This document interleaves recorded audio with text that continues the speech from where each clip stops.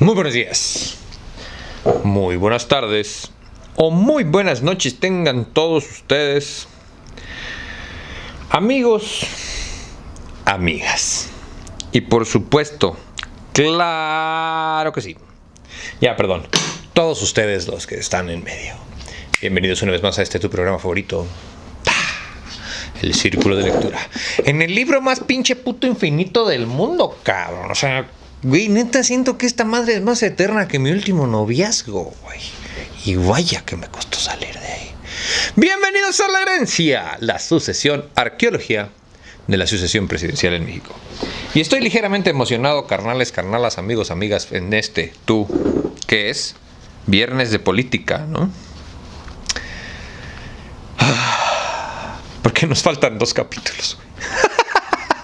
Bueno, uno y los apéndices, pero la neta ya después de todo lo que le dedicamos a este pinche libro, creo que los apéndices los podemos dejar para el que lo quiera, para el que quiera desperdiciar su dinero comprándolo, aunque muy seguramente te lo vas a encontrar abandonado en cualquier lugar de esos de intercambio de libros, güey, y no creo que te gastes más de 50 pesos por esta mamada, güey. Si no, me dicen, me avisan y yo se los mando, güey, se los regalo, la neta está terrible. Pero vale la pena leerlo, vale la pena conservarlo, porque al final habrá un idiota en el futuro que diga que todo esto no fue mentira. Y mira, aquí va a estar Barbitas para callarle el hocico de un librazo.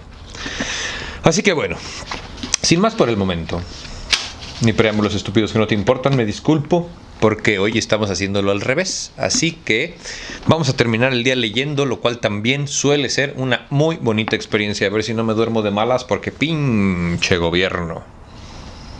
La herencia. Por Jorge Gutmann. La arqueología de la sucesión presidencial en México. Gracias, como siempre, a ti por venir. En fin, 1994-2. La última sucesión que aborda esta obra y quizás...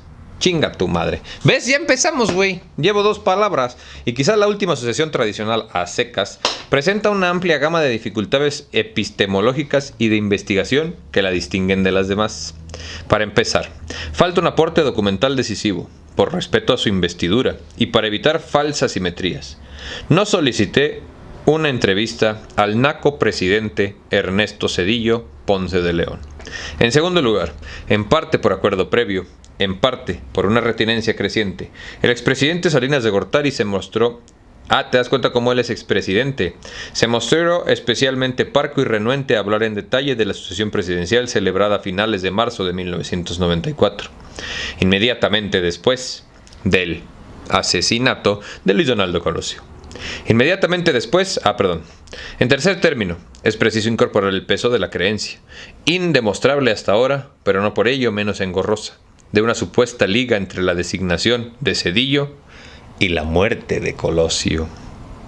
Aun si no se comparte tal postulado, como es mi caso, chinga tu madre, su existencia misma dificulta la pesquisa histórica, cegándola ante un factor desconocido cuya elucidación corresponde a las autoridades judiciales, no a la academia. Por último, y de manera previsible, los principales protagonistas del drama de aquella primavera se han mostrado mucho menos anuentes a contar su historia que sus pares en los casos anteriores. El resplandor de los acontecimientos aún deslumbra e intimida. Ello no entraña, por supuesto, ausencia de datos, hipótesis y elementos narrativos. Solo exige un tratamiento diferente.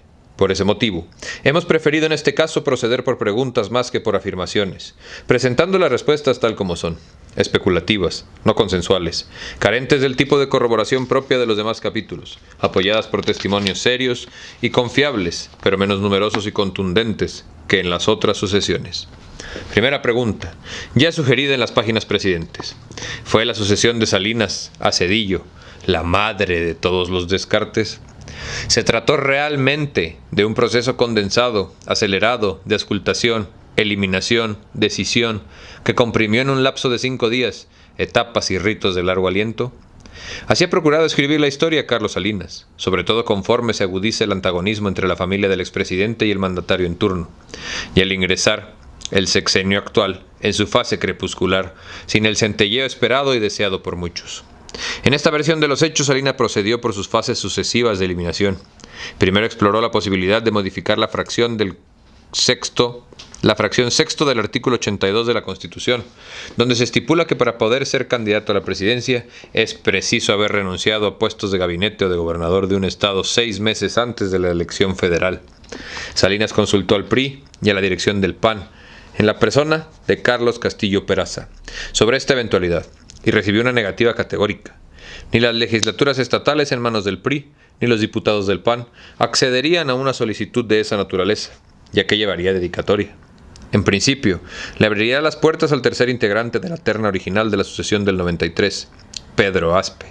A tal punto posee credibilidad esta versión, que fuentes cercanas a Aspe citan en una conversación entre el mandatario y el secretario en la que el primero pregunta si el segundo aceptaría la nominación. Y Aspe contesta que está puesto. Otra versión, de fuente inmejorable, evoca un diálogo entre Fidel Velázquez y Salinas, donde el viejo líder obrero se pronuncia sin ambages a favor del secretario de Hacienda, argumentando que era el primer encargado de las finanzas en muchos años, que defendía el poder adquisitivo de los trabajadores. Salinas, desconsolado, respondió: «No puedo, don Fidel, no puedo, don Fidel, no puedo». En cualquier caso, los intentos fueron en vano. Salinas cerró ese expediente y procedió a examinar las siguientes opciones. Por desgracia, ese elegante guión contiene demasiadas imperfecciones. Para empezar, algunos protagonistas ponen en tela de juicio la descripción de Salinas. Ha sido posible corroborar, por ejemplo, la versión de un allegado colosista, según la cual, a las 2:30 de la mañana de la muerte de Colosio, es decir, la noche misma de su asesinato, un asesor del secretario de Gobernación, Jorge Alcocer, por instrucciones de su jefe, Jorge Carpizo, se comunicó telefónicamente con Castillo Peraza para indagar si el PAN aceptaría la reforma constitucional del artículo 82. La respuesta: claro que sí, no queremos ser los buitres de la fiesta. La respuesta: claro que sí, jefe, usted manda. Además me caga estar leyendo mentiras, pero al final es nuestra política, güey. O sea, si fuera bien lunes de historia ya lo hubiera tirado a la basura esto. Fue tan contundente que ahí mismo, en Gobernación, se redactó el borrador de un transitorio del inciso constitucional pertinente, obviando los requisitos ya mencionados. En cuanto a la dedicatoria, si el problema consistía en una impelación ad hominem, la solución era fácil: excluir a Pedro Aspe, aunque de los contendientes habilitados por una hipotética reforma de la Constitución, el secretario de Hacienda parecía ser el más aceptable para Acción Nacional. Además, una reforma al artículo 82 no llevaba una dedicatoria tan diáfana, ya que le abría asideros a varios candidatos, unos de gabinete, otros de los gobiernos estatales. Entre los primeros, a Jorge Carpizo, Emilio Gamboa y Emilio Lozoya, además de Pedro Aspe entre los seguidores de Manuel Barlet de Puebla y Manilo Fabio Beltrones de Sonora. A ese Fabio Beltrones, ese nombre sí te debería de sonar bien, cabrón, güey. El mismo allegado colosista plantea otra objeción adicional de peso. Sostiene que, por lo menos, en una primera instancia, Salinas recurrió a los auscultadores, prácticamente condensados a entregarles una respuesta sesgada. Su escepticismo reproduce casi textualmente la recomendación de López Portillo de evitar encuestas formales. En su entrevista, el expresidente insiste en que la auscultación debe celebrarla personalmente el auscultador en jefe.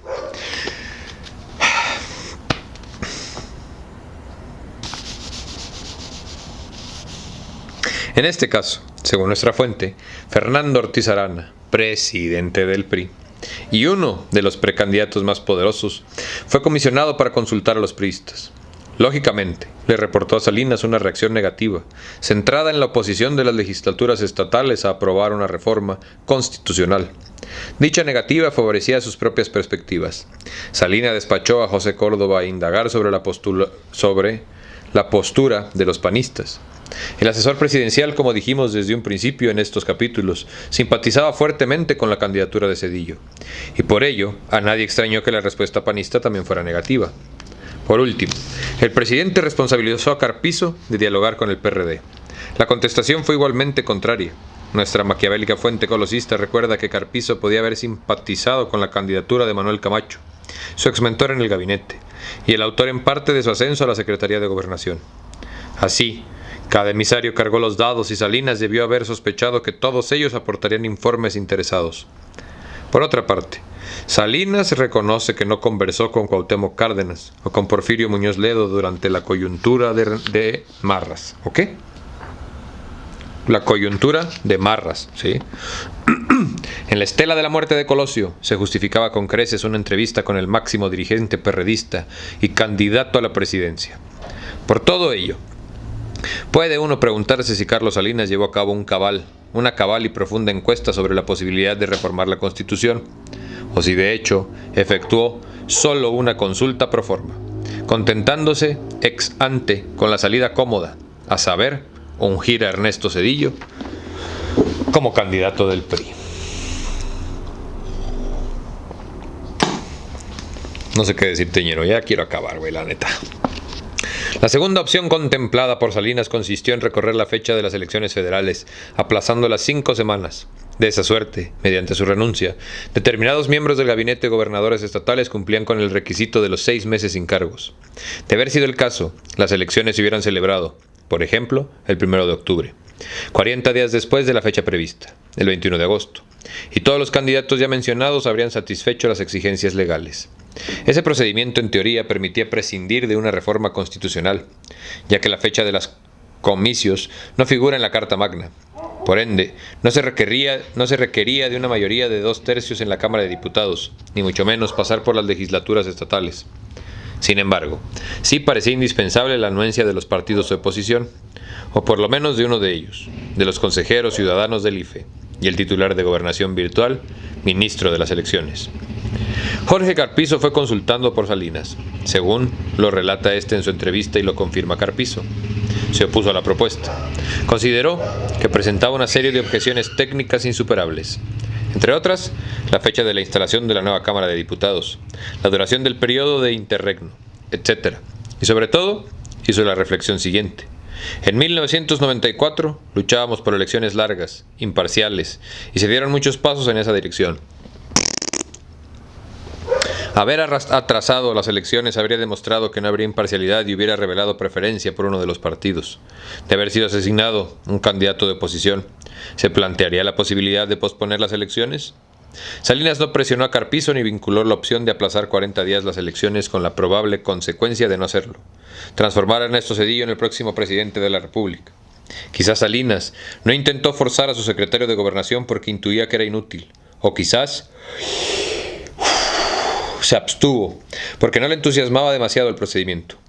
Carpizo fue uno de los personajes cercanos al presidente dispuesto a manifestarle una opinión escéptica frente a la eventual candidatura de Zedillo. Salinas nunca formuló la alternativa en términos de o corremos las elecciones o es Zedillo. De haber sido confrontado Carpizo con esta disyuntiva, quién sabe cuál hubiera sido su reacción.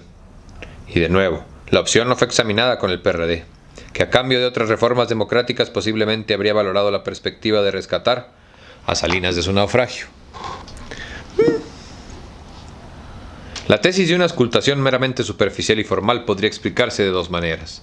La primera descansa en un hecho en apariencia incontrovertible, que figura en todas las versiones asequibles, incluso de fuentes desprovistas hoy de cualquier efecto, respeto o miedo por Carlos Salinas.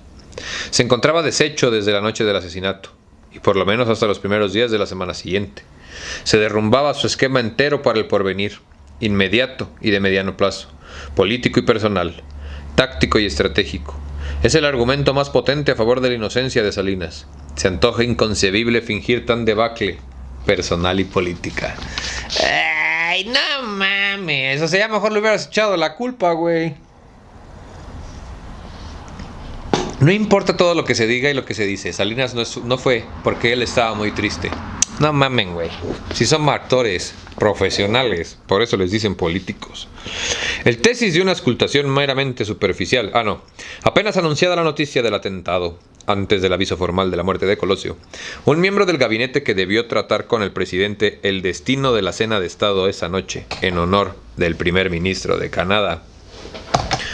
Ora, güey. Perdónenme, fui yo. Lo halló completamente desencajado.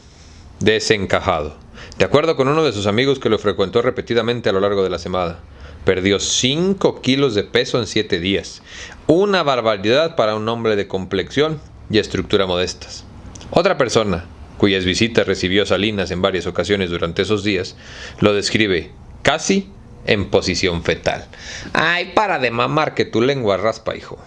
El presidente fue devastado por el asesinato de su sucesor designado, y a la luz de sus antecedentes de lenta y difícil reacción frente a los acontecimientos adversos, pudo perfectamente haberse inclinado por una solución de simplicidad, absteniéndose en los hechos y casi involuntariamente, de desplegar sus talentos seductores y de convencimiento al servicio de otra causa. Tal vez estaba triste no porque le mataron al candidato, sino porque le mataron al proyecto, güey. Eso sí no lo habíamos pensado, Bueno, yo por lo menos. Por ende, tú tampoco, bebé. Tanto Miguel de la Madrid, cuyo conocimiento minucioso del personaje se remonta a 1979, como Jorge de la Vega, menos apegado pero igualmente perceptivo, han remarcado un rasgo caracterial de Carlos Salinas. En las buenas y en las regulares es un formidable político y adversario, pero carece de la capacidad de un Bill Clinton. Bill Clinton, el güey que lo metieron en un escándalo porque durante una supuesta entrevista su secretaria le estaba realizando una felación. Se llamaba Mónica y se apellidaba Lewinsky. Pero hay que comparar a nuestros políticos siempre con el ejemplo gringo, acuérdate, porque así es como debes de querer ser, bebé. Blanco y pendejo. Pero carece la capacidad de un Bill Clinton, por ejemplo, que frente a la inusual y desmedida adversidad inmediata se crece y se supera.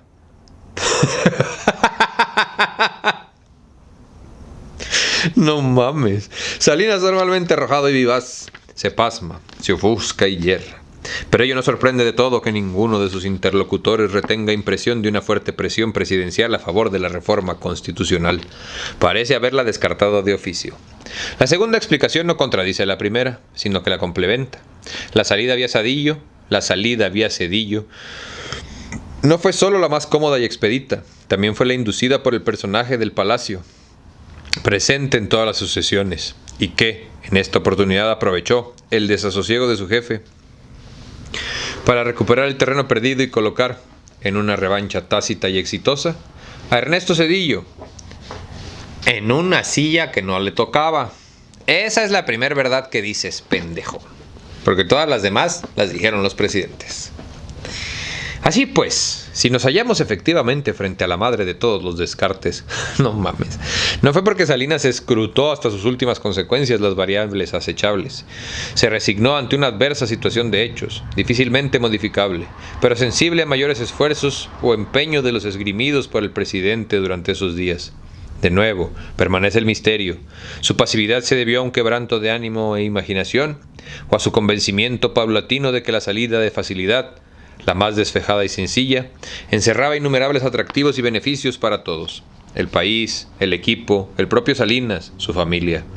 Las posibles justificaciones de un rodeo tortuoso para desembocar en una solución obvia y simple yacen en los malentendidos y misterios de los días cercanos a la nominación de Luis Donaldo Colosio como candidato del PRI.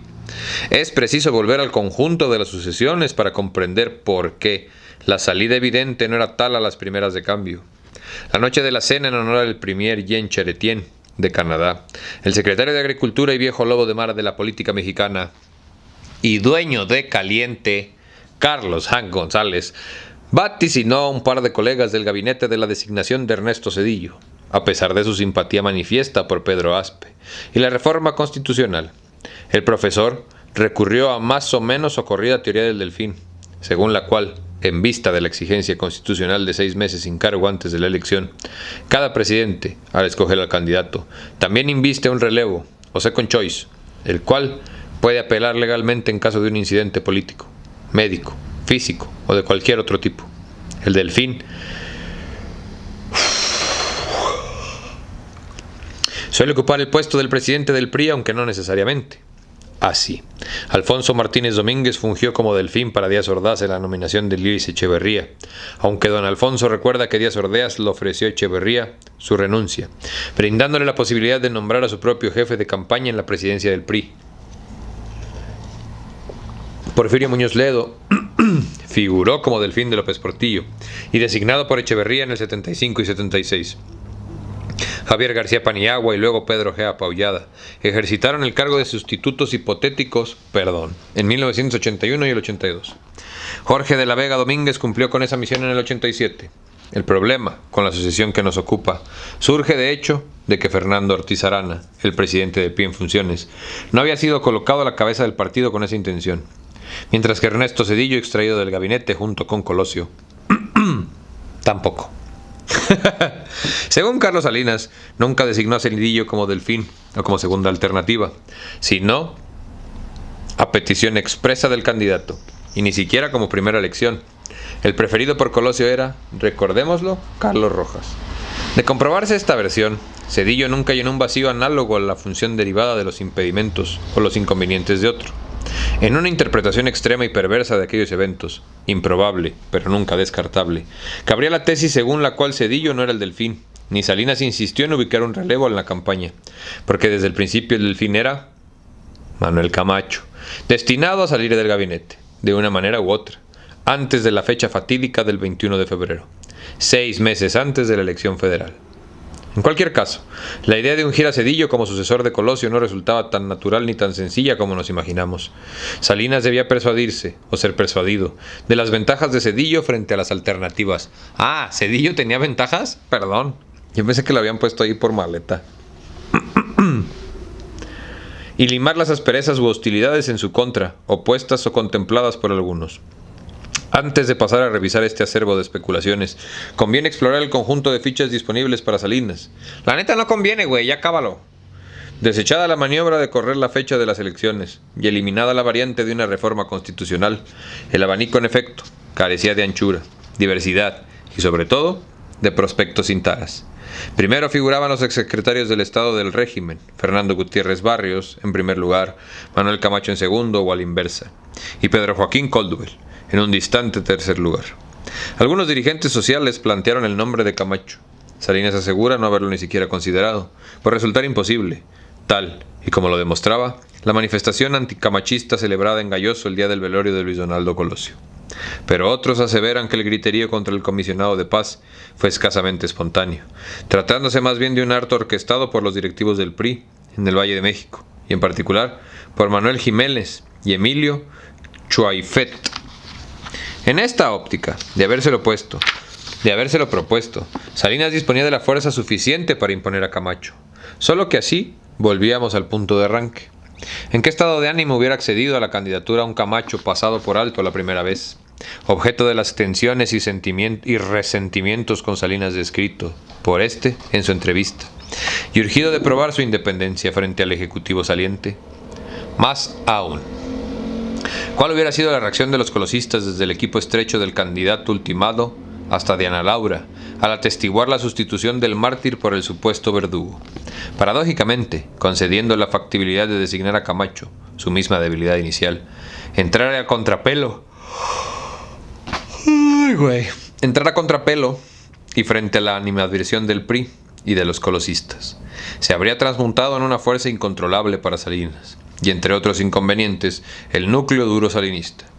Córdoba, Serra, Zedillo, incluso Aspe, difícilmente hubiera rebasado el umbral sexenal.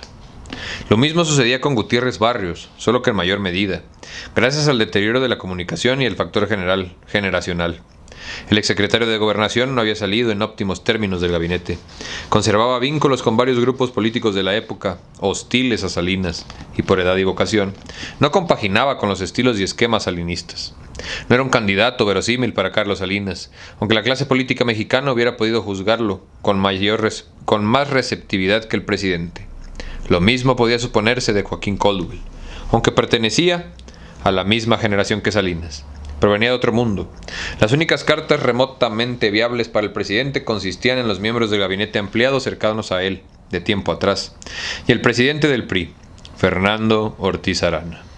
Los primeros se reducían a dos: José Francisco Ruiz Massieu, director del Infonavit, exgobernador de Guerrero y excuñado de Carlos Salinas, y Francisco Rojas, director de Petróleos Mexicano, el secretario de la Contraloría y hermano de Carlos Rojas, el titular de la Sedesol, y primer aspirante a coordinar la campaña de Colosio. Y son ellos los que te dicen que el nepotismo está mal. Según algunas versiones, Salinas discutió con Ruiz Massieu la posibilidad de nominarlo, pero este le advirtió de un obstáculo potencial debido a su nacimiento en Guatemala. Se autoexcluyó de la contienda. O sea, ¿cómo tuvimos un guatemalteco trabajando en gobierno? Porque no me extraña, güey. Por eso sí. Que la cuarta transformación no se tire un pedo porque todo es pecado, ¿no? Rojas constituía junto con Ortiz Arana la única auténtica carta alternativa. Su relación con Salinas era antigua y estrecha. Había sido el primer colega, entre comillas, en el sector público del joven funcionario recién doctorado en Harvard a mediados de los años 70. Para todos los que van rumbo a la universidad, a ver si dejan de pensar que las instituciones de las que salieron estos fulanos son buenas, porque por algo salieron estos fulanos de ahí, ¿eh? Ahí nomás te lo dejo de tarea, mi todo menso. Rojas constituía junto con Ortiz Arana la única auténtica carta alternativa. Ya. La experiencia administrativa de Rojas no dejaba nada que desear. Su pericia política, sin ser ideal, tampoco resultaba despreciable. Así lo creyó Miguel de la Madrid, quien probablemente fue más explícito en su apoyo a Rojas al desayunar con Salinas el sábado 26 de marzo, de lo que reconoce en su entrevista. ¿Cómo dirigir Petróleos Mexicanos durante casi 7 años sin capacidad política? 4 razones preliminares coadyuvan a explicar por qué Salinas no se inclinó por Rojas, un candidato más cercano a su carrera, a su afecto y sus bienestares, y a su bienestar futuro que Ernesto Zedillo. La primera ha sido expuesta por algunos colaboradores de Rojas, y fue compartida por él. Según ellos, la explosión de Guadalajara del 22 de abril del 92 se convirtió en un lastre insostenible para el director de Pemex, la institución responsable de la tragedia. Fíjate desde cuándo está el guachicola todo lo que da, güey. Postular a Rojas equivalía a reabrir el expediente, las heridas y el escándalo. Salinas reculó. Una segunda explicación le ha sugerido en alguna ocasión el mismo Salinas. El relevo debía ser alguien más lejano al presidente que Colosio, no más cercano.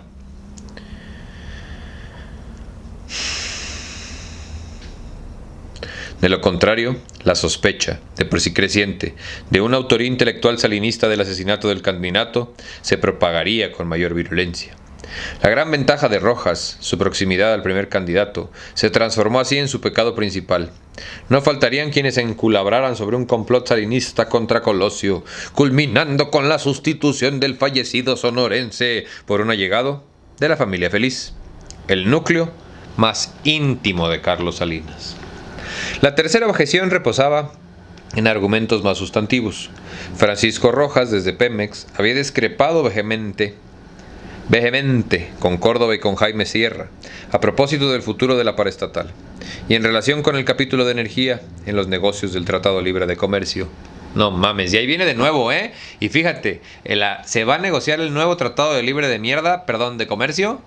¿Cuándo es el pan y circo? El mundial. ¿Coincidencia? Seguramente.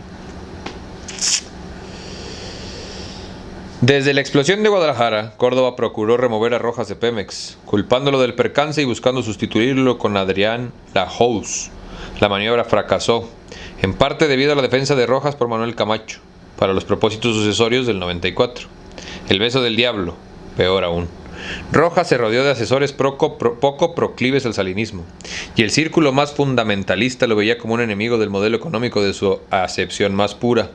Tal vez Córdoba le advirtió a Salinas de las probables consecuencias de heredarle el poder a Rojas. El equipo se desmantelaría. La homogeneidad ideológica se disiparía. Y volverían a puestos de responsabilidad figuras jóvenes o viejas, pero ajenas al proyecto salinista, que bien podrían decir que es el proyecto neoliberal. No sé si me gusta esa palabra, fíjate, neoliberal, porque no creo que hayan tenido nada de liberales. Más bien deberían de decir el proyecto vendepatrias. Eso es lo que deberían de decir, güey. Los traidores a la patria. Y ahí es donde te das cuenta cómo son la misma perra gente, güey. O sea, ¿cómo es posible que haya una vieja en nuestro Senado, güey, que pide intervención gringa y no sea catalogada como traición a la patria, güey? O sea, en tiempos de la revolución ya lo hubiéramos colgado de los talones a la verga, ¿sí me entiendes?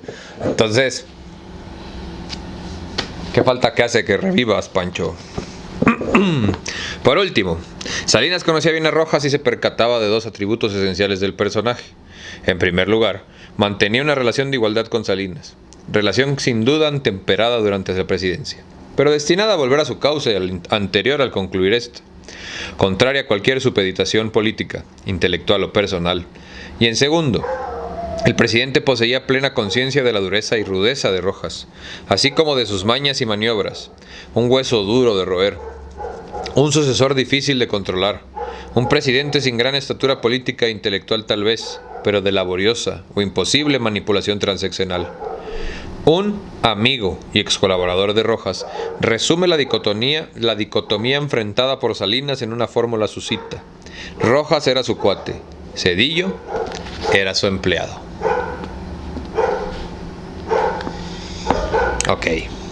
Finalmente, Salinas contaba con Fernando Ortiz Arana, quien presentaba varios bemoles para el mandatario: la escasa afinidad con el modelo económico y con el equipo salinista, generacional o profesionalmente, y la posible reacción escéptica o negativa de la comunidad financiera internacional.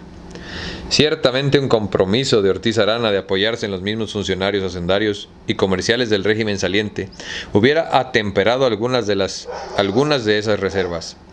En cierto sentido, un esquema semejante subyacía a la noción de la vicepresidencia sugerida aparentemente por Miguel de la Madrid. Pero no se trataba de la única objeción al político queretano. Ante la mención de su nombre por varios de sus interlocutores de esos días, incluyendo a de la Madrid y a Jorge de la Vega, Salinas evocó el problema de su lealtad. Es probable que Ortiz Arana haya tenido conocimientos de las gestiones realizadas por varios diputados políticos del PRI inmediatamente después del asesinato de Colosio, con el fin de impulsar su candidatura. Algunos dirigentes sociales han incluso asegurado que Ortiz Arana efectuó llamadas o acudió a entrevistas para pedir respaldo. Salinas compartió con un integrante de su gabinete, al volver de Sonora el 25 de marzo en la noche, después del entierro de Colosio, en Magdalena de Quino, su sospecha de que alguien intentaba dar un madruguete y resolver la sucesión al margen de las normas clásicas. No se pensaba dejar. Para el sábado 26, cuando Salinas comienza a transmitir la sensación de favorecer a Zedillo, Ortiz Arana había sido marginado del juego, ya sea por motivo de su designio de desborde, ya sea por otras razones para las cuales la tentativa de adelantarse a la decisión constituyó un taparrabos eficaz y creíble. Y es que al final, ante tanto poder, güey, ¿cómo no se iban a matar entre ellos? O sea, iban a cambiar el proyecto priista para siempre. Que haya terminado con cabrones metiéndose botox hasta por el culo, esa ya es responsabilidad de alguien más. Terminemos. No sé qué va a llegar primero, güey. Si el final de este libro o el final del mundo. Por último, ojalá, cabrón. Salinas conocía bien a Rojas y se percataba dos atributos esenciales del personaje. En primer lugar, mantenía una relación de igualdad con Salinas, relación sin duda temperada durante su presidencia, pero destinada a volver a su cauce al inconcluirla esta. A este lo leímos. Rojas era su cuate, Zedillo era su empleado. En conclusión, Carlos Salinas acarició en efecto opciones, pero sin dar la impresión de haber creído en ellas con excesivo entusiasmo. No obstante, algunas de las alternativas desechadas abrigan desde el punto de vista del país y dentro de los cánones clásicos de la sucesión, virtudes por lo menos equiparables a las de la solución retenida. El presidente terminó con una sola carta porque no le gustaron las demás, porque se las desmontaron y porque se convenció de las ventajas ontológicas de la carta restante. Antes de tratar de elucidar cuáles pueden haber sido los méritos de la misma, conviene estudiar un problema siempre clave en la sucesión y en particular en esta, el de los tiempos y el de la prisa. De ahí, la segunda pregunta: ¿por qué no pudo esperar Salinas como le aconsejaron diversos colaboradores, aunque otros le recomendaban proceder con la máxima prontitud? Varios allegados a Salinas recuerdan hoy haberle sugerido, al comprobar su estado de ánimo vapuleado y la depresión motivada por el asesinato, diferir la decisión un par de semanas para reflexionarla con más calma. No se puede.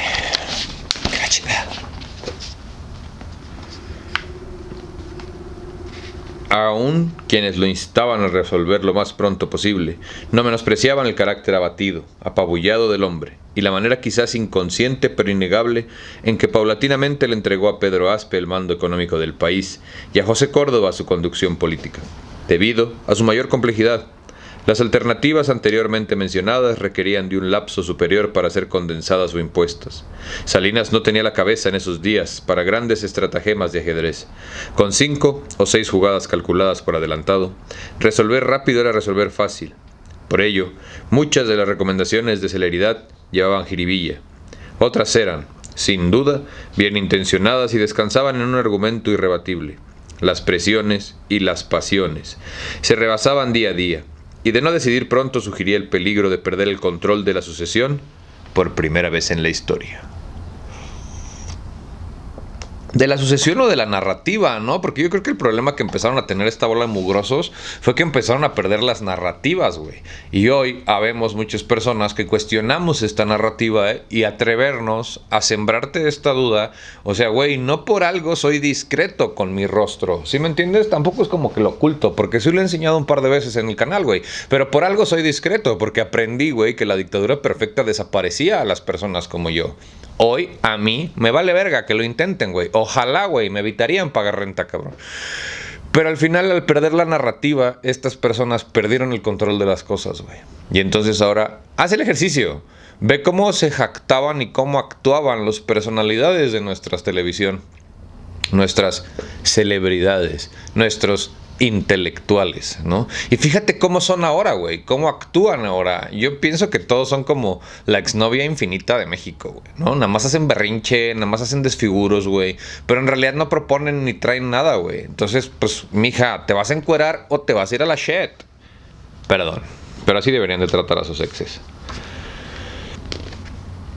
Un primer intento de arrebatarle el proceso de las manos al presidente ha sido descrito por el propio Salinas en varias ocasiones. Se trata de la conspiración de los faxes enviados desde las oficinas del PRI, en particular de Amador Rodríguez Lozano y de Augusto Gómez Villanueva. Oye, pensé que iban a mencionar a otro Augusto que también es súper polémico, güey. Dije, en la madre, se nos va a echar encima la 4T. También del despacho de César Augusto Santiago. Según algunos, a favor de Fernando Ortiz Arana, el presidente achacó este intento quizás ex post al grupo de políticos de la vieja escuela y alcurnia vinculados a Luis Echeverría. Cierta o no, la tentativa hubiera podido prosperar, justamente por contar con la anuencia del interesado. Ortiz Arana, como dijimos, sí se involucró activamente y por responder a un deseo natural, revanchista y anacrónico. Quizás, pero comprensible, de sectores desplazados por el salinismo de volver por sus fueros. Ay, ¿dónde he escuchado eso, güey? Salinas logró detener la intriga, pero con un costo y un desgaste manifiestos, que probablemente lo dejaron ciscado y escéptico en relación con su aptitud para neutralizar otras asonadas sucesorias. Cuando surgieron conatos de dos más, por lo menos en la mente de Carlos Salinas y quizá en la realidad, quizá siendo la palabra clave, decidió definir a la brevedad, más para evitar lo peor que por los méritos intrínsecos de la presteza. El primer intento adicional de madruguete pudo haberse fraguado durante una reunión realizada en casa del gobernador guerrerense Rubén Figueroa, alrededor del sábado 26 de marzo. Ahí se congregaron varios jefes de gobiernos estatales, según se relata, para debatir la postulación de Emilio Gamboa Patrón, secretario de Comunicaciones y Transportes, como candidato del PRI.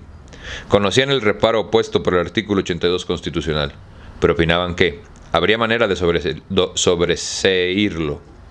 De esa reunión, el mismo día o al día siguiente, los gobernadores involucrados se trasladaron a la oficina de Gamboa, donde el sábado 26 y domingo 27 de marzo le exponen su plan y comprueban que no lo descarta. Infieren una luz verde de su falta de reticencia, y alguno de ellos traslada la noción de Salinas en Los Pinos, o a un colaborador cercano al mandatario que a su vez le transmite a su jefe. El presidente se enfurece, lógicamente, desactiva el subterfugio, pero de nuevo se debilita en el intento. Concluye que carece de tiempo. En una interpretación altamente alambicada de esta maquinación fallida, provendría el acentuado deterioro de la relación personal entre Salinas y Gamboa. Como que trata de utilizar todas las palabras rimbombantes que conoce, güey, ¿no? ¿Te das cuenta? Pinche viejo mamón. Escribes horrible, hijo. Traslada la noción de Salinas a Los Pinos, un colaborador cercano al mandatario que a su vez le transmite a su jefe. El presidente se enfurece, lógicamente, desactiva el subterfugio, pero de nuevo se debilita en el intento. Concluye que carece de tiempo. En una interpretación altamente alambicada de esta manifestación, maquinación fallida provenida provendría el acentuado deterioro de la relación personal entre Salinas y Gamboa, ya corroída por el anticamachismo, exhibido por Gamboa en la estela del alzamiento chiapaneco, principalmente a propósito del nombramiento de Camacho. Algunos, inclusive, atribuyen este incidente la acusación lanzada de mucho tiempo después por Salinas y citada nuevamente en su entrevista para este libro, contra el expresidente Luis Echeverría. Al visitarlo la noche del 23 de marzo en Los Pinos para extenderle el pésame por la muerte de Colosio, Echeverría, según Salinas, propuso la candidatura de Gamboa. De acuerdo con la versión contraria, expuesta por Echeverría, y, en honor a la verdad, el expresidente jamás adelantó la idea de Gamboa. Salinas la fabricó para tildar a Gamboa de echeverrista y envenenar su carrera política posterior. Emilio Gamboa desmiente categóricamente la historia entera. La mención de su nombre por Echeverría se debe, según le confesó tiempo después el propio Echeverría, al agradecimiento del expresidente por el trato que se dio a su esposa en las instalaciones del Seguro Social. Ah, o sea, ¿cómo? ¿Ellos recibían trato premium en el Seguro Social? Ah, caray. Dependencia conducida por Gamboa durante varios años. Ah, ahora todo tiene sentido, tal vez por eso se las acabaron, güey. Ofrece su propia explicación de cada hecho real que alimentó la insidia en su contra. Es cierto, afirma, que aquel sábado y domingo de primavera desfilaron por su despacho gobernadores, expresidentes del PRI y numerosos políticos locales y nacionales, pero no debido a su intención de postularlo porque los hubiera convocado para tal finalidad, sino por otra razón evidente. Los políticos se desesperaban por comprender lo que acontecía. Resultaba imposible entrevistarse con el presidente o con asesores y allegados en Los Pinos, y en vista de la presunta relación estrecha de Salinas con Gamboa desde 1979, y del lazo supuestamente tejido por Gamboa de nuevo con Colosio durante su efímera campaña, era comprensible que lo visitaran para hablar de política. Nunca lo candidatearon o lo consultaron al respecto, ni pasó por su mente la idea de ser un relevo viable. Pero Salinas sí parece haber detectado un movimiento en este sentido, y la amistad entre los dos se enfrió severamente a partir de entonces. Luis Echeverría sugiere en su entrevista que las filtraciones de 1995 sobre una supuesta relación entre Emilio Gamboa y Marcela Bondestedt botaron de fuentes vecinas al expresidente en el exilio. Es difícil, sino imposible, demostrar la existencia de tal complot de gobernadores. No creo que sea imposible, más bien creo que te dio miedo investigarlo.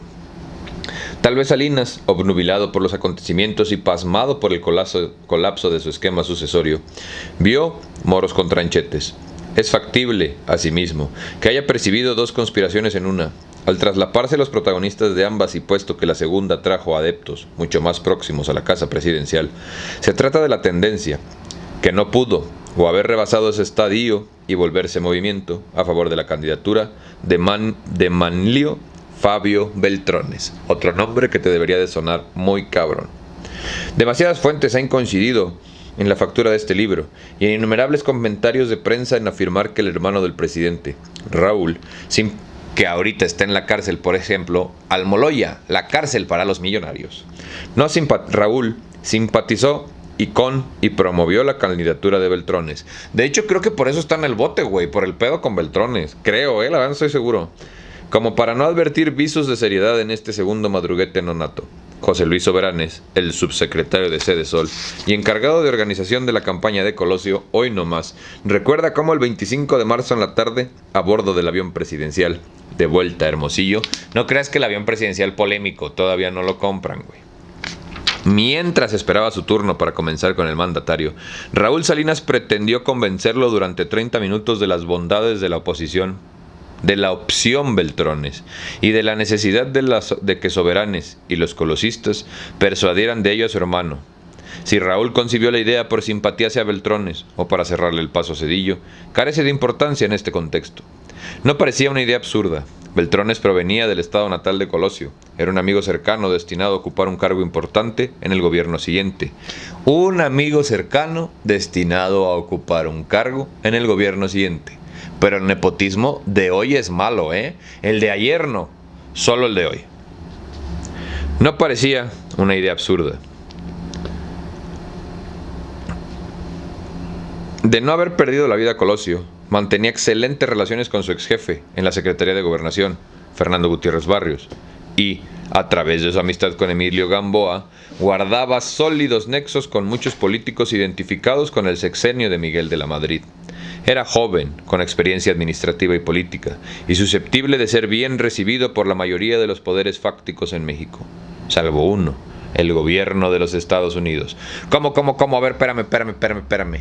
Acaba de decir que el gobierno de los Estados Unidos es uno de los poderes fácticos de México, porque eso fue lo que yo entendí, güey. Era joven, con experiencia administrativa y política, y susceptible de ser bien recibido por la mayoría de los poderes fácticos en México, salvo uno.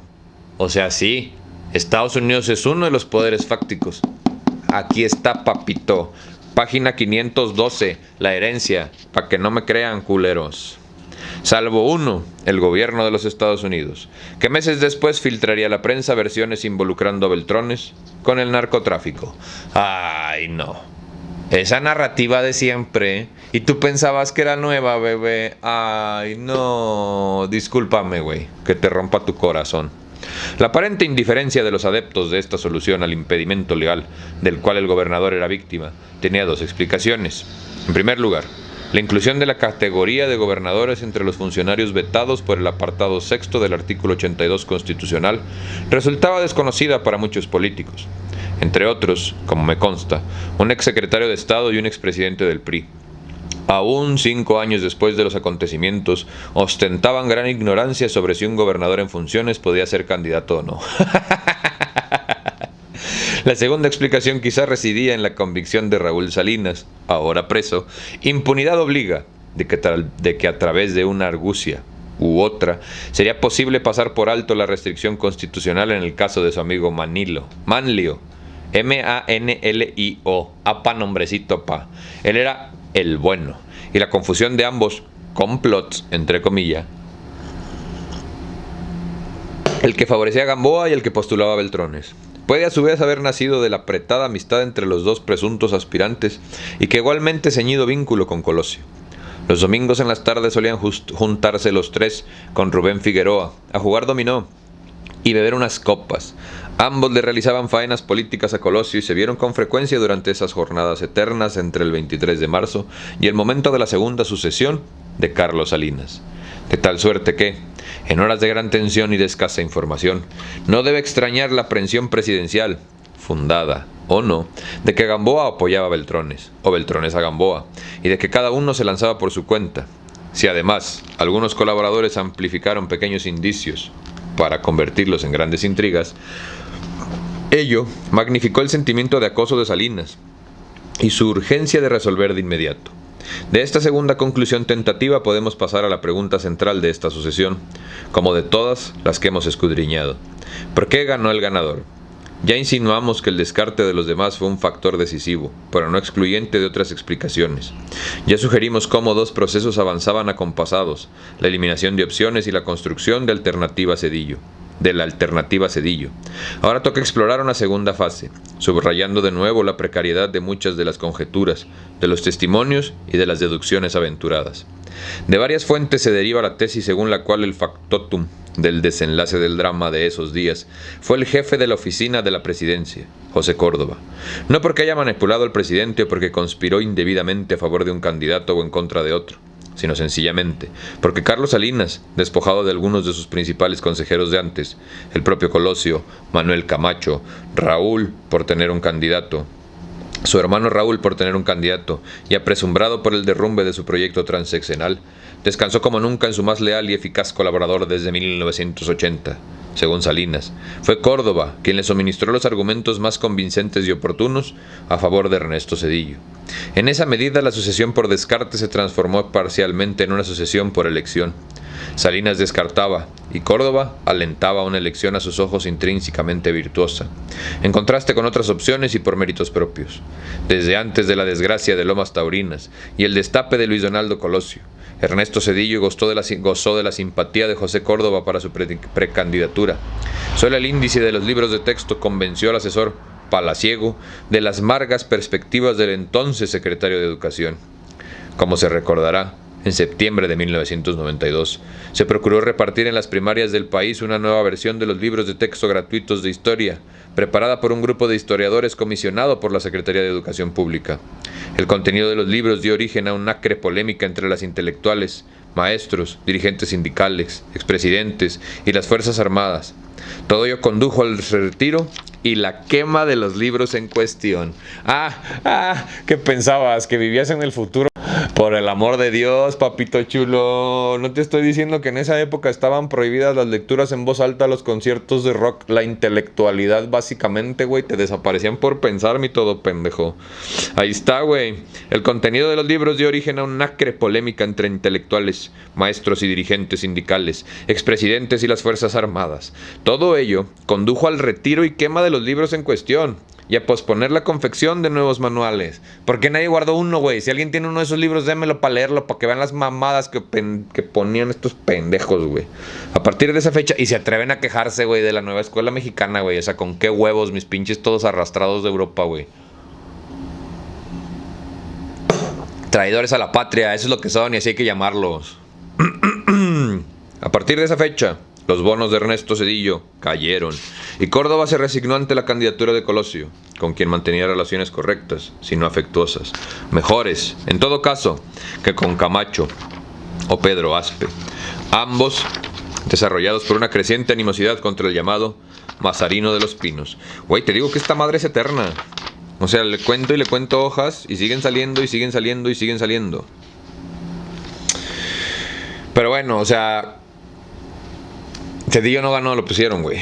Cuando fallece Colosio, bueno, más bien cuando matan a Colosio y es preciso encontrar un nuevo candidato, podemos especular sobre cómo Córdoba capta perfectamente que si se deja todo en manos del destino, de los descartes y de las decisiones y estados de ánimo de Salinas, cualquier cosa puede suceder. Por ello aboga en favor Zedillo, y no tanto quizás en contra de otras opciones.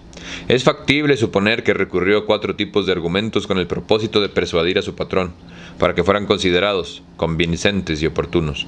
Deben haberse distinguido por lo menos en parte de aquellos aportadores por otros y servir para rebatir los razonamientos contra Zedillo que proliferaban en el entorno del presidente Salinas. Porque aparte como que le da vueltas y vueltas y vueltas al mismo tema, güey, ¿no? O sea, parece entrevista, güey, como que no están hablando de nada y nada más están diciendo mamadas, güey. La primera y más evidente tesis a favor del coordinador de la campaña de Colosio puede haber consistido en la continuidad del proyecto económico. La segunda categoría de argumentos quizá revistió características exclusivas de Córdoba y más centradas en lo esencial. Solo Zedillo brindaba garantías de continuidad del equipo de Salinas. Continuidad que a su vez constituía la mayor prueba de democión e identificación con el proyecto de Salinas. El tercer argumento puede haber girado en torno al compromiso de Zedillo de velar por la integridad y tranquilidad del expresidente y de su familia. A estas alturas, aún en la remota eventualidad de carecer de información precisa, Carlos Salinas escuchaba pasos en su azotea. Pululaban los rumores a propósito de los negocios excesivos de su hermano Raúl. Colosio había desconfiado de él y seguían sus colaboradores. Quién sabe por qué lo mataron. Y Camacho también compartió su recelo con el presidente. Salinas no podía corroborar dichos rumores, tal vez no los creía. Quizás jamás sospechó que derivarían en una persecución desencarnada o en una cacería de brujas de todos sus familiares. Pero no debía presuponer que la resaca en su contra se tornaría más violenta y peligrosa de lo que había imaginado. En consecuencia, un elemento clave en una sucesión intempestiva, improvisada como lo sería de manera ineluctable la sustitución de un Colosio desaparecido, consistía en asegurar al expresidente y a su familia un trato acorde con las reglas no escritas del sistema. Normalmente, dicha seguridad se arraigaba en el proceso sucesorio del conjunto, como en este caso, un proceso, el de Colosio, se truncó y el otro, el de Zedillo, nunca se inició. Por último, figuraba el argumento de la cercanía a Colosio y de la lejanía personal con Salinas. Si una de las réplicas ante la propuesta de Rojas partía de la proximidad excesiva a Salinas y la consiguiente suspicacia que podía despertar entre los colosistas, y qué mejor antídoto para una crítica de este índole que escoger a quien el propio Colosio había ungido como coordinador de su campaña, a saber, Ernesto Zedillo. Los colosistas no podían impugnar la selección ni tampoco cabía una censura motivada por una amistad demasiado estrecha con Salinas. Con Zedillo no imperaba un lazo de juventud o de pininos en el sector público, como en el caso de Camacho.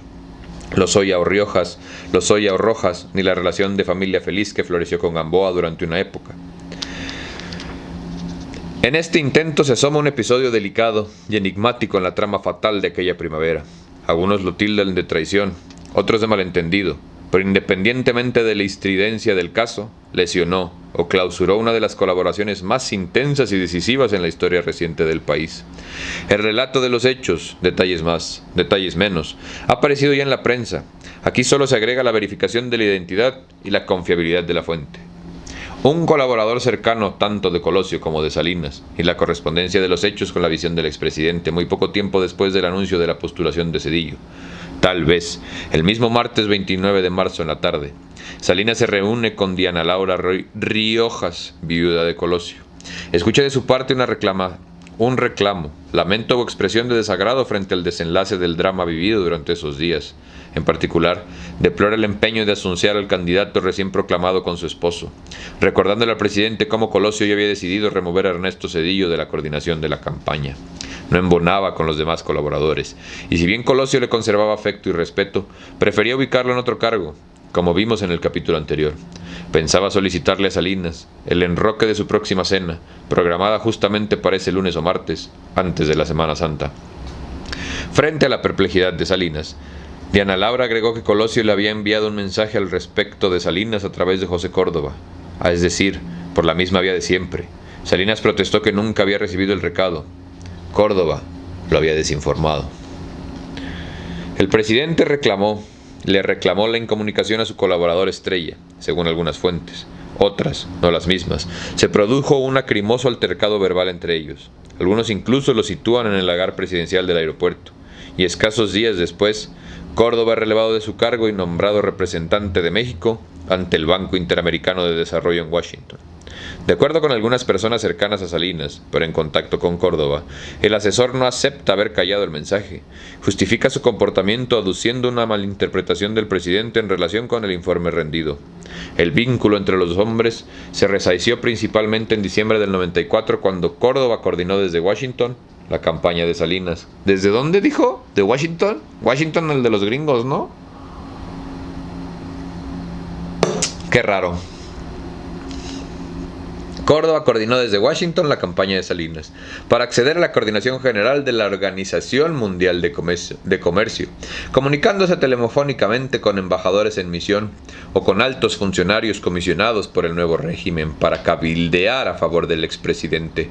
Pero nunca se recuperaría la confianza de antaño. Ay, güey. En fin. Ay, güey, nomás no acabamos, hijo.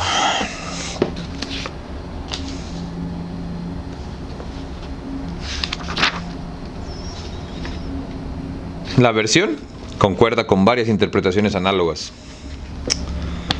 Aunque algunos colosistas, como el exsecretario y amiga de la viuda del candidato, Fernando Gamboa, confiesan su escepticismo en torno a dos aspectos: que Diana Laura se hubiera manifestado con tanta vehemencia frente a un Salinas de cuya lealtad ya dudaba, y que Colosio acudiera todavía a esas alturas a Córdoba para pasar recados. Sobre la primera objeción es difícil opinar. La relación entre Diana Laura y Salinas atravesó en secuencia por varios momentos de tensión y consuelo. El reclamo es factible, aunque no necesariamente de esa forma exacta. En cuanto al proceder de Colosio, no carece de verosimilitud la versión, sugerida entre otros por Samuel Palma, uno de sus colaboradores más cercanos, según la cual el sonorense solía sondear a Salinas vía Córdoba. Más que un mandar mensaje o consultar, tal vez preparó el terreno para una decisión ingrata o intolerable para el presidente o para el propio Córdoba. Si se filtraban los recados y la información según le convenía, evoca una ocasión hacia mediados del sexenio, al publicarse un artículo elogioso para el regente en The Economist. En la copia mostrada por Córdoba, Salinas suprimió los pasajes laudatorios al jefe del departamento. En el paquete de sustituciones propuestas por el equipo de Colosio, aparecía el relevo de José Luis Lamadrid por Santiago Oñate a la Secretaría General del PRI. Al abandonar Zedillo y Lamadrid la campaña, Córdoba permanecía sin alfiles.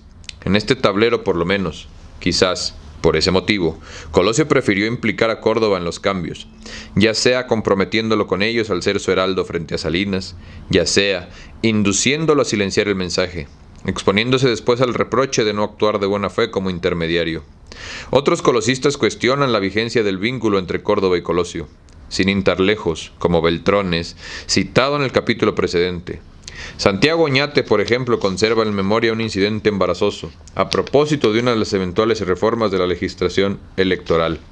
Oñate le comentó a su jefe que Pepe no estaba de acuerdo con la propuesta correspondiente. ¿Cuál Pepe?, preguntó Colosio. Al ser informado insistió, ¿por qué le preguntas a él? Ahora solo me reportas a mí. ¡Ay, qué huevos! Conviene detenernos aquí para una última reflexión general. La sucesión desata afanes y codicias descomunales por muchas razones, pero sobre todo por una. Hay demasiado poder de por medio. La presidencia de la República de México no es un puesto de inaugurador de crisantemos, de gable, ni siquiera en una función presidencial común y corriente. Es, o ha sido, todo el poder en todo el país, todo el tiempo durante un sexenio. Por ese poder de decisión, de colocación, de enriquecimiento, de transformación, de figuración, bien vale la pena pelear, engañar, robar y matar, y en todo caso conspirar sin tregua.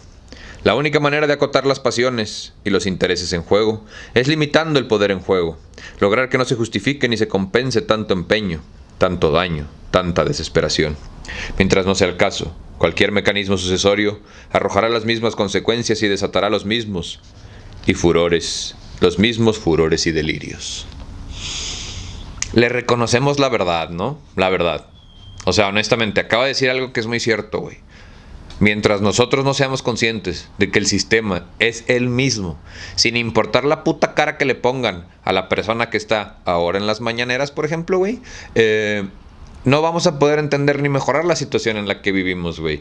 Y yo creo que, por ejemplo, este tema de la lucha de poder por los pito chico que son, güey, es una situación que nos trajeron los europeos. Porque habría que discutir cómo era el mecanismo sucesorio de gobernanza, por ejemplo, de los toltecas, cabrón. Te cagas con la democracia que manejaban, güey. La de los griegos se queda pendeja, porque para acabar pronto la democracia que te venden a ti en la griega, que además estaban enamorados de los romanos, bueno, al revés, los romanos estaban enamorados de los griegos, solo votaban los patriarcas. O sea, solo votaban los papás de las casas ricas, no de las casas plebeyes. Entonces, si tú piensas que la democracia actual cuenta tu voto, mi todo imbécil, hay que leer, hay que estudiar y hay que organizar una revolución. ¡Shh! ¿Quién dijo eso? ¡Ay! Nos van a censurar. Más allá de la anécdota sobre la presunta traición de José Córdoba, que en todo caso refleja únicamente una arista de la sucesión para el fin de semana del 26 y 27 de marzo, Salinas develaba una creciente disposición hacia Zedillo, aunque la inclinación nació en realidad desde el jueves 24 de marzo, casi inmediatamente después de la tragedia. Quienes se entrevistaron con el presidente el sábado 26, desde el expresidente de la Madrid hasta Jorge de la Vega, retienen la impresión de una defensa tan convencida y vigorosa de Zedillo en comparación con sus comentarios frente a las demás alternativas, que parecía haber resuelto el dilema. Incluso algunos colosistas como José Luis Soberanes recuerdan hoy cómo concluyeron desde ese momento que el elegido sería Zedillo. Salinas conversó con Soberanes durante el vuelo, inquirió su punto de vista y después de aclarar que en su opinión Salinas ya tenía un candidato, Manuel Camacho se pronunció a favor de Ortiz Arana. Tejió su telaraña. Otros colosistas, de nuevo Samuel Palma, especulan que Salinas en efecto optó por Zedillo desde temprano, pero volvió a acariciar la idea de Manuel Camacho el domingo 27 de marzo, cuando visita a Diana Laura en Tlacopac y le solicita la carta exonerando al exregente de cualquier responsabilidad por la muerte de su marido. Le solicitan a una viuda, güey, que escriba eso. O sea, no mamen, cabrón. Neta. Y ahí estoy pendejos que los defienden, güey. No, güey. Qué vergüenza, güey. Qué poquito te abrazó tu papá, cabrón. Muy pronto, de cualquier manera, Salinas comienza la labor de construcción del consenso a favor de Zedillo.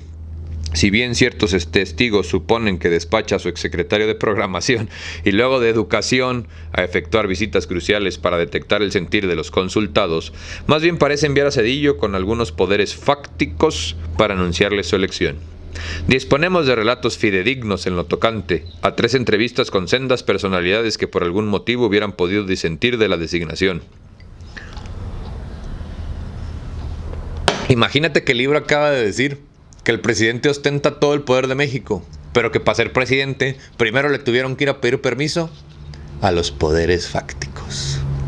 Ay, no más, güey. Ay, no más para todos los que no sean neurodivergentes.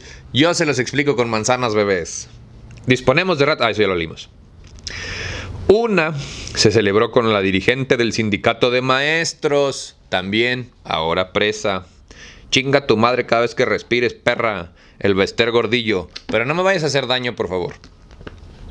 No soy el que más feo te ha insultado y más culeros siguen por ahí insultándote, güey. El lunes 28, víspera del destape, ya tarde por la noche, la profesora se había confrontado con el secretario de Educación. Aun cuando el enredo de los libros de texto, y aunque no era razonable sospechar de la lealtad de alguien tan institucional, su beneplácito le importaba a Salinas. Pues claro, güey, ¿sabes cuántos votos representaba el Bester Gordillo? Cabrón, me dio México, güey. Ay. Una segunda visita fue al general Antonio Rivielo, secretario de la Defensa, tanto para limar asperezas de nuevo en torno a los libros de texto, como posiblemente para ofrecer a las Fuerzas Armadas la oportunidad de transmitirle al presidente alguna duda basada en otros factores. La conversación con Rivielo, según algunas versiones, se celebró en presencia de un tercero, un testigo y propagador de la noticia del encuentro, y antes de una reunión de Zedillo con todos los comandantes de zona militar. Ahí, el tapado logró borrar las dudas o amarguras pendientes y superó al último obstáculo a su postulación. Finalmente, Zedillo visitó a la viuda de Colosio el domingo 27 de marzo, a raíz de una petición de Salinas a Diana Laura, de que recibiera al ex colaborador de su marido. No era una consulta o un aviso, sino una deferencia. Pobre señora, güey, la neta. O sea, con todo respeto a la señora, pobre señora, güey. Pobre señora. Y pensar que su hijo sigue militando en el PRI, güey. O sea, así de esclavos son. O sea, si tú y yo sentimos que somos esclavos de una cadena infinita que nos pega, que se llama capitalismo, güey. Imagínate seguir trabajando para el... Pues, ¿cómo decirlo, güey? Pues sí, para el partido que mató a tu papá, güey. Y defenderlos. O sea... Qué feo, güey, neta, güey. Dentro del acelerado proceso de eliminación, auscultación, selección tímidamente sugerido en estas líneas, es obvio que surgieron objeciones, advertencias y zancadillas en el camino de Ernesto Zedillo a la candidatura del PRI. Muchos de quienes se opusieron entonces a la postulación del coordinador de la campaña de Colosio, o que manifestaron reticencias al respecto, hoy guardan silencio o han mudado de camiseta.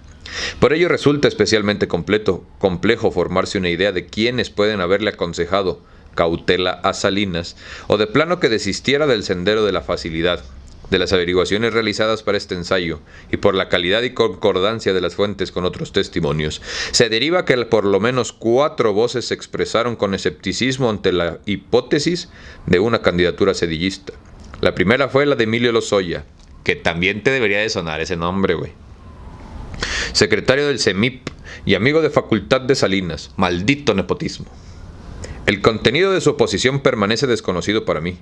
La segunda voz fue la de Pedro Aspe, cuyas rispideces burocráticas con Zedillo, generadas por la rivalidad institucional entre las dos dependencias, Hacienda y SPP, ocupadas por ellos, eran notorias. Además, en la medida de que Aspe identificaba atinadamente a Zedillo con Córdoba, Serra y Ortiz provocaba roces adicionales. El sentimiento era mutuo, como se comprobó, a un alto costo para el país.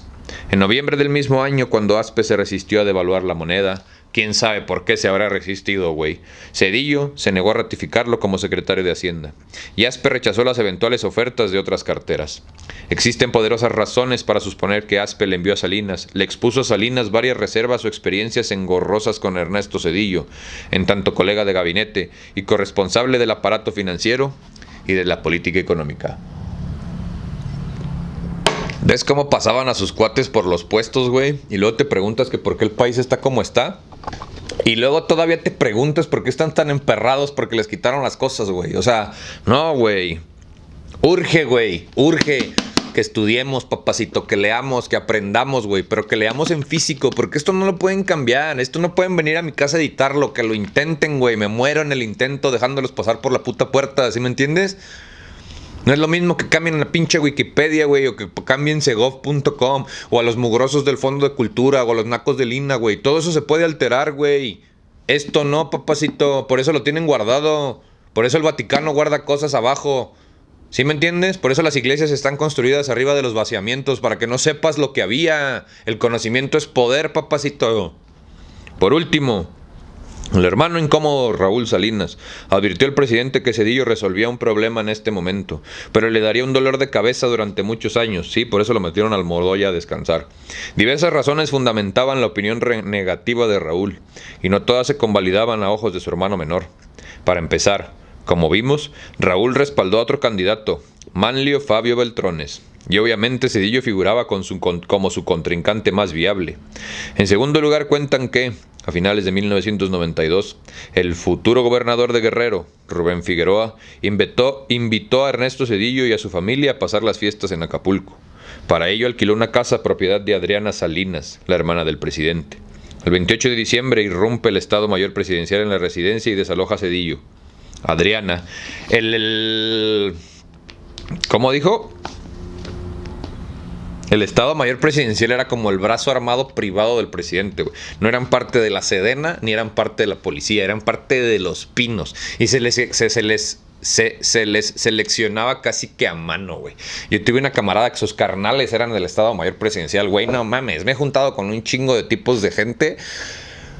Perdónenme con todo respeto a la gente que se dedica a la mafia, pero a mí miedo me daba el Estado Mayor Presidencial, güey. No quiero que me comprueben el poder que tienen. Yo lo sé, lo conozco, güey. Nada más es para poner en contexto a la raza, porque a muchos no les tocó vivir lo que ustedes podían hacer, güey. Sin saber quiénes eran los inquilinos, había pedido la devolución de la casa para prestársela a su hermano Raúl, quien, acompañado de Paulina Castañón, pensaba celebrar allí el Año Nuevo. También los recién casados desconocían la identidad de los huéspedes anteriores. De verificarse la anécdota, Raúl podría suponer que Zedillo guardaría cierto rencor por la afrenta involuntaria, aunque tiempo después diría que el asunto se había arreglado. O sea, imagínate, güey, que tu carnala tiene a su poder o a su disposición las fuerzas del Estado Mayor Presidencial, güey. A la guardia pretoriana, digámosle así, para que me entiendas, güey, que cuida al presidente, pues para desalojar sus casas, güey, porque se las va a prestar a su carnal. Pero pinche nepotismo de Morena, güey. A pesar de los tapujos expresados por unos y otros, Salinas procedió. Encontró, según algunos, a un Zedillo plenamente dispuesto a ser seleccionado. Según otros, a un presidente esquivo. A un personaje esquivo, reticente, sentido u ofendido por haber sido desestimado ya en 2 ocasiones por Salinas. Bueno, la tercera es la vencida, papito. ¿Quién te hubiera dicho que hoy te iban a promover todavía como si fueras un intelectual, mito mediocre? Güey, chingao. Hay que ser pacientes, barrio. En noviembre de 1993, cuando el First Choice recayó en Colosio, y en los primeros días después del asesinato del mismo, cuando la primera opción de Salinas parecía ser Pedro Aspe vía la reforma constitucional, o Manuel Camacho sin ella, y hasta la rebelión del PRI, de acuerdo con ciertos sedillistas, el exsecretario de Educación se resistió varios días, aduciendo que no iba a resolverle a Salinas un problema que no creó. Finalmente accedió. El resto de la historia es conocido, con toda la delicadeza y maña. Salinas instiga el retiro explícito de Ortiz Arana y la nominación de Zedillo por un paisano, amigo y colaborador de Colosio. En la versión justamente de Manlio Fabio Beltrones, el gobernador de Sonora sostuvo en primera conversación con Salinas en el helicóptero entre Magdalena de Quino y Hermosillo, el viernes 25 de marzo por la tarde. Si hablaron en un helicóptero está grabado. Se pronunció abiertamente a favor de la reforma constitucional, aduciendo que no se trató de un accidente, sino de un atentado. Y está grabado en la caja negra del helicóptero. Bueno, estuvo grabado. Aún si la suerte favoreciera a un aspirante habilitado sin reforma, resultaría preferible ungirlo con reforma.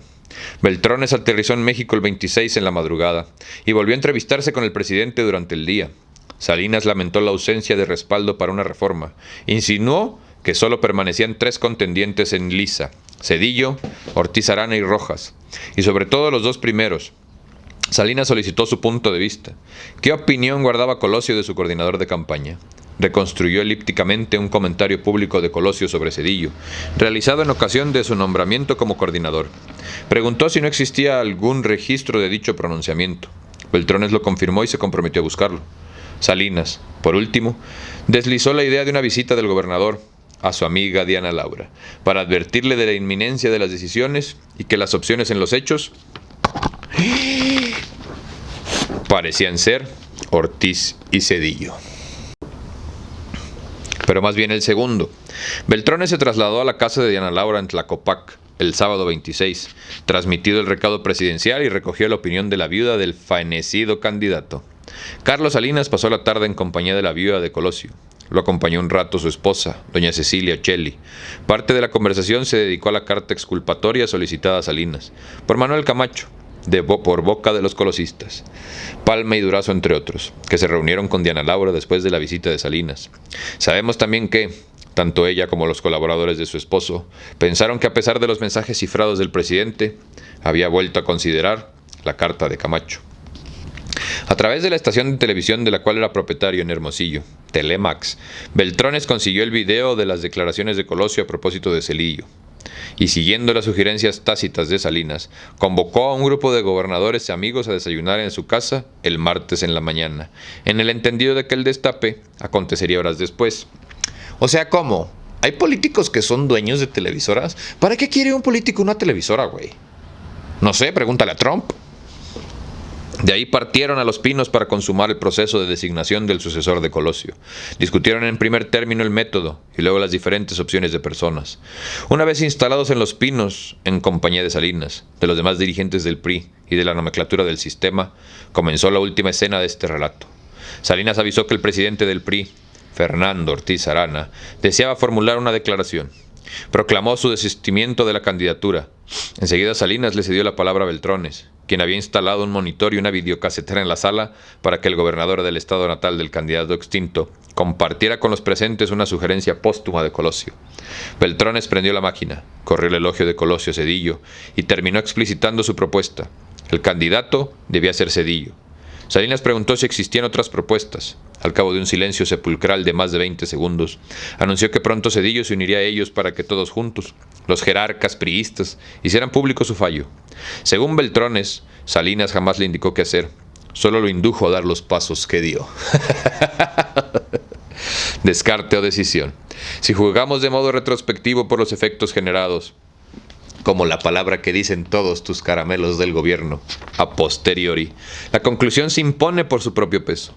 El grado de antagonismo entre Salinas y Zedillo desde la campaña, durante el interregno y obviamente después del arresto de Raúl Salinas en febrero del 95, solo es comparable con las rupturas entre Echeverría y Díaz Ordaz. En la primera sucesión por descarte y entre López Portillo de la Madrid, y en segunda, Zedillo se creyó vencedor por cuenta propia. Y Salinas se sintió engañado por alguien que no cumplió las promesas estipuladas, ni se comportó conforme a las expectativas generadas. Ciertamente surgieron también raspones con los rivales derrotados, pero nada del otro mundo. Y en todo caso, la posible animosidad o desilusión de los precandidatos vencidos en marzo del 94 no parecen provenir de esa sucesión. Al mismo tiempo, es difícilmente ignorable el volumen de indicios sugerentes de una elección más activa, consciente y deliberada de Carlos Salinas a favor de Ernesto Zedillo desde un principio. Tal vez por ello nos hallamos ante una sucesión idiosincrática, donde se magnifican todos los rasgos, de uno y otro tipo, por la aceleración de los acontecimientos. Hubo descarte, pero también un esfuerzo desenfrenado por un falso fiel de la balanza de apresurar y asegurar la eliminación de unos y la promoción de otro. Hubo elección, pero también una estrategia urdida para eliminar lo antes posible a las demás alternativas y colocar una silla a un aspirante predestinado.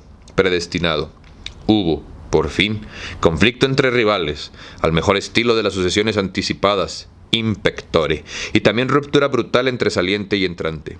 Conforme a la tradición de las sucesiones por descarte, al país le tocó lo peor de ambos mundos, la gresca entre Aspe y Zedillo, que desembocó en la devaluación de diciembre, y la guerra entre Salinas y Zedillo, que marcó y envenenó el último sexenio del siglo. La fragilidad del mecanismo, así como su resistencia al paso del tiempo, brilló con más claridad que nunca, difundiendo una doble señal. Urgía el cambio, pero la nebulosidad e inmadurez de un dispositivo alterno, funcional y menos precario desactivaba la voluntad de cambio. En esas estamos. Y con esto llegamos al final, papito chulo. Muchísimas gracias, güey. Lo logramos, carnal. Lo logramos. Porque pues ya pasamos al índice y todas esas pinches mamadas. ¡Wow, güey! Pues mira, es la primera vez en el canal, güey. Primero, un aplauso a todos nosotros por haber logrado terminar esta cochinada. Discúlpenme, güey. La neta, o sea, perdón. Neta, perdónenme, güey. No pensé nunca que este libro pudiera haber sido tan puto eterno, güey. Y tan malo, o sea. Pero como te podrás dar cuenta, estoy muy contento de que ya lo terminamos. Cochinada, mugrero. Pero históricamente creo que es muy importante conocer las cosas, ¿no? La verdad, si hubiera sido otro tipo de libro, ya lo hubiera dejado de leer. A mí sí me vale bien madre, güey. O sea, yo creo que hay cosas que están malas y si están malas hay que decir que están malas y hay que tirarlas a la basura, a la shit, güey. Porque este argumento de que los libros... Bueno, por ejemplo, no es cierto. Las novelas tal vez sí, güey. Pero este tipo de cuestiones históricas... Híjole... No sé qué me sorprende más, ¿sabes? O sea, si el descaro que tenían para contar las cosas, o al final si, por ejemplo, mi amiguito, mi no amigo, el señor Gutman, que trata de ocultarse tras el apellido de un gran escritor, o sea, ¿cómo?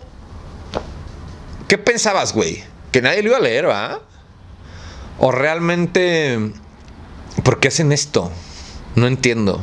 Creo que el libro es muy claro, ¿no? En cómo manejaban y controlaban y movían el poder.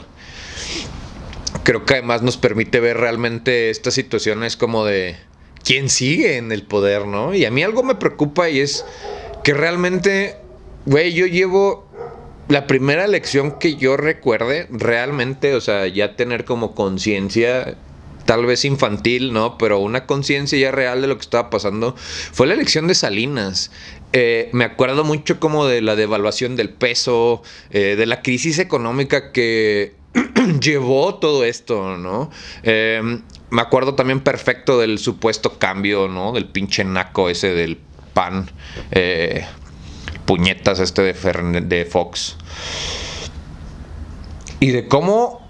Me daba mucho coraje que la máxima autoridad de México siempre era súper desprestigiada, ¿no? Siempre era como un bufón, un payaso, güey. Y yo siempre he considerado que soy muy afortunado de haber nacido mexicano, güey. Si algo me enseñó, por ejemplo, mi estancia o mi paso por los alimentos y bebidas, era que esto que me vendían a mí del primer mundo, ¿no? Me daba mucha risa cómo los pinches europeos trabajaban 6, 8 meses de su vida para venirse un mes a vivir acá, güey.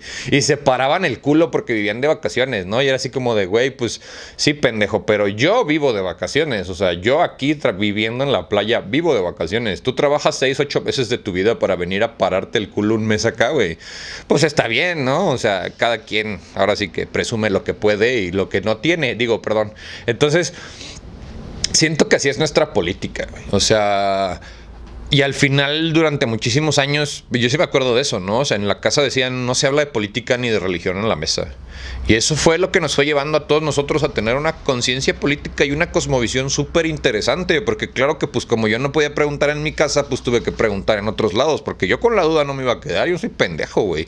Entonces, pregunta, cabrón, investiga, lee, edúcate. Porque al final el conocimiento es poder. Por eso al esclavo solo se le permitía leer la Biblia. A ti, güey, te dan la libertad de hacer lo que quieras y tú decides no hacer nada. Esa es tu culpa, papito. No es de nadie más. No es tu culpa estar mal educado. No es tu culpa que el sistema educativo haya estado mal. Pero sí es tu culpa no hacer nada al respecto. ¿Sí me entiendes? No es tu culpa que hayamos tenido este tipo de política. Pero sí es tu culpa seguirlo perpetuando, güey. No es tu culpa que la información que recibes todos los días sea basura. Pero sí es tu culpa no darte cuenta, güey, de que en un país tan grande como México hoy tenemos un gobierno que se parece mucho a este. Y créeme que me gusta lo que hace la 4T, güey. Pero me preocupa la absolutez de poder que tienen. Porque si la historia a mí me ha enseñado algo, es que un gobernante no puede tener todo el poder. No puede controlar todas las narrativas. Y eso es lo que está pasando ahorita otra vez. Porque a ti te da miedo cuestionar. Y al que cuestiona, bueno, ¿no? Aguas. Porque por algo nadie los cuestiona, güey. Entonces, cabrón, ya sabes. Si desaparezco, ya sabes por qué fue. Así. Y a mí no me da puto miedo, güey. Al contrario, me harían un favor. ¿Tú crees que me gusta vivir en este puto mundo de mierda pagando renta? Atrapado en una puta ciudad porque no puedo hacer otra cosa. Claro que puedo. Me podría ir a vivir al monte y sería feliz. Pero entonces, ¿quién va a hacer esto? Muchísimas gracias a ustedes por venir a su ejercicio de resistencia cultural favorito. Yo soy Barbitas y afortunadamente la herencia de Jorge Gutmann la podemos echar al librero. Gracias por venir. Cuestiona todo, güey. No me creas. Investiga. Pero investiga, güey. No le preguntes a un puto chat GPT que últimamente es lo mismo que cualquier enciclopedia digital. La está llenando la gente. Gracias por venir. La neta, los estimo mucho. Y no permitamos que nos traten como no merecemos. Hasta pronto.